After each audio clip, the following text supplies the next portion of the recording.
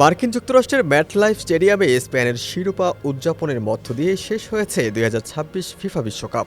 পুরো আসরে দলগত সাফল্যের পাশাপাশি ব্যক্তিগত নৈপুণ্যেও উজ্জ্বল ছিলেন বেশ কয়েকজন ফুটবলার।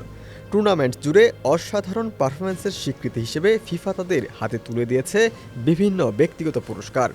বিশ্ব চ্যাম্পিয়ন স্পেনের খেলোয়াড়দের আধিপত্যের পাশাপাশি ফ্রান্সের কিলিয়ান এমবাপ্পেও ব্যক্তিগত অর্জনে ছিলেন অনন্য।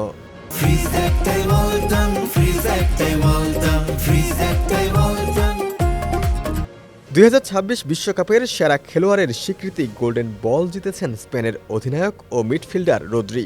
মাঝ মাঠে অসাধারণ নিয়ন্ত্রণ, নেতৃত্ব এবং ধারাবাহিক পারফরম্যান্সের মাধ্যমে তিনি স্পেনকে দ্বিতীয়বারের মতো বিশ্বকাপ জয়ে গুরুত্বপূর্ণ অবদান রাখেন।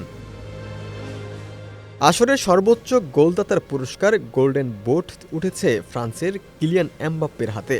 ৮ ম্যাচে ১০ গোল ও ৪ অ্যাসিস্ট করে তিনি টানা দ্বিতীয় বিশ্বকাপের এই সম্মান অর্জন করেন। এর মাধ্যমে বিশ্বকাপের ইতিহাসে পরপর ২ আসরে সর্বোচ্চ গোলদাতা হওয়ার অনন্য কীর্তিও করেছেন এই ফরাসি তারকা। টুর্নামেন্টের সেরা গোলরক্ষকের পুরস্কার গোল্ডেন গ্লাভস জিতেছেন স্পেনের উনাই সিমন। পুরো আসরে তিনি মাত্র ১টি গোল হজম করেন এবং ৮ ম্যাচের ৭টিতেই ক্লিন শিট রেখে দলের শিরোপা জয়ে গুরুত্বপূর্ণ ভূমিকা পালন করেন। আসরের সেরা উদীয়মান খেলোয়াড় নির্বাচিত হয়েছেন স্পেনের ১৯ বছর বয়সী ডিফেন্ডার পাউ কুবার্সি। পুরো টুর্নামেন্ট জুড়ে দৃঢ় রক্ষণভাগ পরিচালনার পাশাপাশি ফাইনালেও দুর্দান্ত পারফরম্যান্স করে তিনি এই স্বীকৃতি অর্জন করেন। ডেস্ক রিপোর্ট, সমকাল।